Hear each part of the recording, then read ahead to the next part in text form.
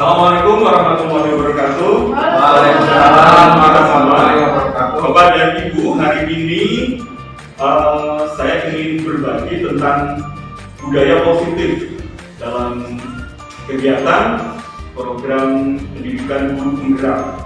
Bapak dan Ibu sekalian, salah satu paradigma yang boleh dibilang baru dalam proses pendidikan kita saat ini adalah soal kiblat secara filosofis yang dulu zaman kita kuliah mungkin banyak berkiblat ke filosofi pendidikan barat. Nah, di era Mas Menteri Nadiem Makarim ini sepertinya arus pendidikan kita akan mengarah pada filosofi pendidikan yang disampaikan oleh Ki Hajar Dewantara. Salah satunya adalah tentang budaya positif, Bapak dan Ibu. Apa sih yang dimaksud dengan budaya positif? Budaya positif adalah nilai-nilai, keyakinan-keyakinan, dan kebiasaan-kebiasaan di sekolah yang berpihak pada murid agar murid dapat berkembang menjadi pribadi yang kritis, penuh hormat dan tanggung jawab. Saya mulai dengan kalimat atau kata merdeka dalam pandangan Bapak Pendidikan kita, Ki Hajar Dewantara. Merdeka itu artinya tidak hanya terlepas dari perintah, akan tetapi juga cakap memerintah dirinya sendiri. Ini dikutip dari pemikiran konsepsi keteladanan sikap merdeka cetakan kelima 2013 halaman 469. Nah, ini berkait dengan budaya positif yang seharusnya sejak dini ditanamkan di para pembelajar kita atau peserta didik kita. Bapak dan Ibu sekalian, kita akan mulai modul ini dengan dua kata, budaya positif dan ekosistem positif. Ki Hajar mentamsilkan sebuah ekosistem pendidikan dengan kalimat yang luar biasa indah. Kita ambil contoh perbandingannya dalam hidup tumbuh-tumbuhan seorang petani. Karena dalam hakikatnya sama kewajibannya dengan seorang pendidik. Ki Hajar menganalogikan petani dan pendidik itu kira-kira sama. Petani yang menanam padi misalnya hanya dapat menuntun tumbuhnya padi. Padi adalah anak-anak didik kita. Ia dapat memperbaiki kondisi tanah agar gembur, cukup air, subur.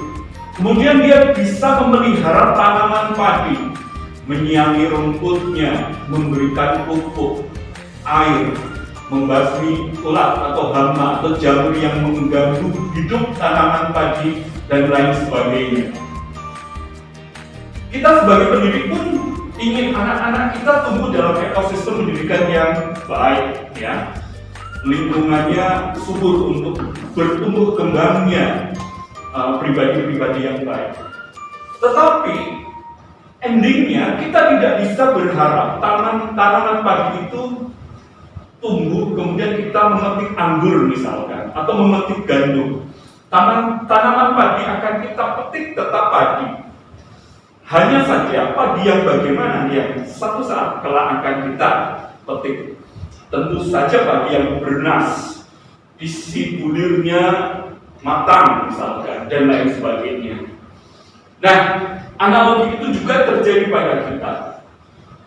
Anak-anak akan tumbuh, ya, akan berkembang dengan baik jika ekosistemnya, lingkungannya kita berikan yang terbaik. Tetapi akan jadi apa anak-anak itu akan bergantung pada bagaimana dia memilih.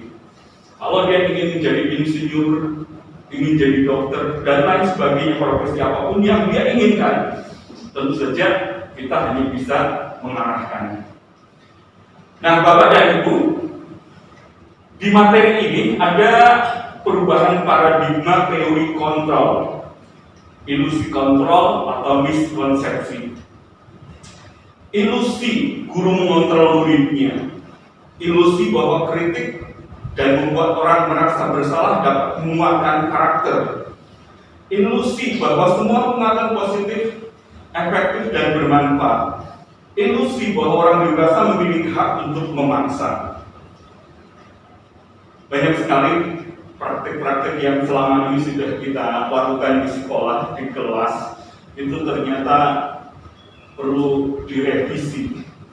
Nah, baik kepada Ibu, saya lanjutkan tentang perubahan paradigma stimulus respon dan teori kontrol. Bisakah kita mengontrol seseorang? Ada dua kolom, stimulus respon dan teori kontrol. Yang di stimulus respon, kita mencoba mengubah orang agar berpandangan sama dengan kita, atau kita berusaha memahami orang lain. Pada stimulus respon, perilaku buruk dilihat dari satu kesalahan. Tetapi pada teori kontrol, berpikir bahwa semua perilaku pasti memiliki tujuan. Pada stimulus respon, orang lain bisa mengontrol saya. Di teori kontrol, hanya Anda yang bisa mengontrol diri Anda sendiri. Pada stimulus respon, saya bisa mengontrol orang lain. Pada teori kontrol tidak. Anda tidak bisa mengontrol orang lain. Pada stimulus respon, pemaksaan atau pada saat tujukan gagal.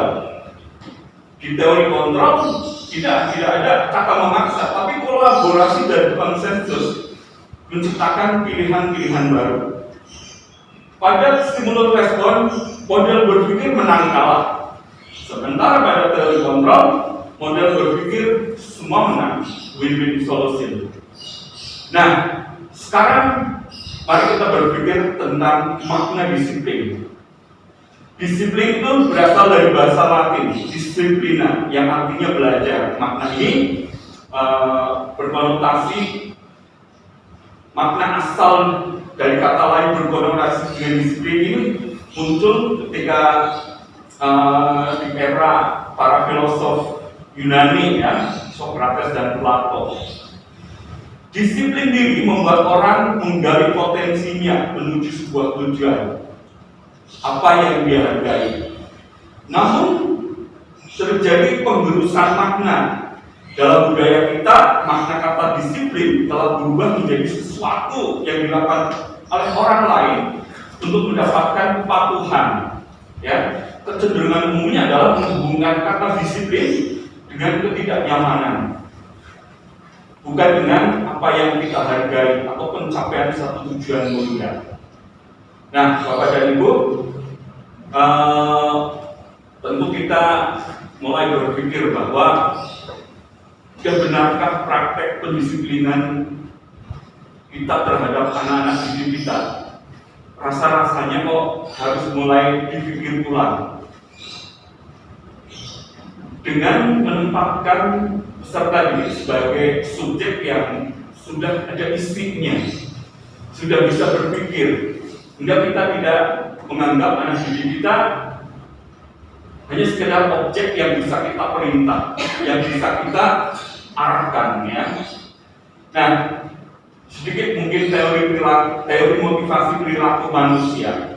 Pada nomor 1, untuk menghindari ketidaknyamanan atau hukuman, apa yang akan terjadi apabila saya tidak melakukannya? Ini eksternal, ya, karena ada variabel hukuman. Kemudian yang kedua, untuk mendapatkan imbalan dari orang lain atau institusi, apa yang akan saya dapatkan apabila saya melakukan? Pada konteks kita sebagai guru mungkin, saya bekerja agar saya dapat gaji, agar saya dapat penghasilan. Atau pada konteks anak-anak, saya belajar keras agar saya dapat nilai. Itu ternyata belum menyentuh sesuatu yang substansif, ya, sesuatu yang berasal dari dalam, masih motivasi eksternal.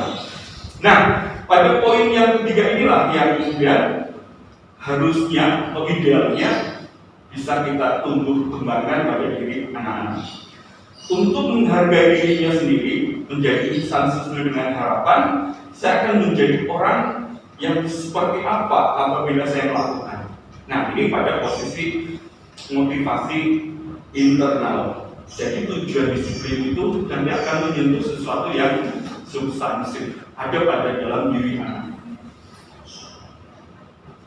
Baik, nah terkait budaya positif dalam lingkup besarnya nanti ada lingkungan positif. Lingkungan positif itu sebuah ekosistem yang dibangun oleh sekolah. Ya, oleh sekolah bagaimana sesuatu yang positif itu terus diterapkan secara kontinu, secara konsisten. Kemudian ada keyakinan kelas. Keyakinan kelas itu nanti akan disusun antara siswa dan guru, antara peserta didik, wali kelas atau guru mata pelajaran misalkan. Dan kemudian peraturan kelas. Jadi peraturan kelas itu skupnya boleh dibilang masih berada di skup kecil, harus dimunculkan keyakinan kelas. Jika komitmen-komitmen antar peserta didik itu sendiri, guru itu akan semakin kuat. Nah, mungkin kosakata baru Bapak dan Ibu ya tentang keyakinan kelas yang umum biasa kita dengar itu hukuman atau peraturan dan kemudian menghargakan. Mengapa tidak peraturan saja? Mengapa harus keyakinan kelas? Ini materi yang memang kami dapat dari program guru penggerak. Mengapa kita memiliki peraturan kelas? Dianalogikan seperti ini. Mengapa kita memiliki peraturan harus menggunakan helm bila mengendarai kendaraan roda 2? Mengapa kita memiliki peraturan 5M? Menggunakan masker, mencuci tangan, menjaga jarak, menghindari kerumunan, mengurangi mobilitas. Mengapa kita memiliki peraturan harus datang tepat waktu pada saat mengikuti pelatihan misalkan? Untuk mendukung motivasi yang berasal dari dalam, kembali ke nilai-nilai keyakinan lebih menggerakkan seseorang dibandingkan sekadar mengikuti serangkaian peraturan-peraturan. Ya, kalau peraturan yang sifatnya eksternal dibuat itu biasanya tidak akan menyentuh sesuatu yang substansi dalam diri orang. Itu yang disebut dengan keyakinan ya. Saya analogikan dengan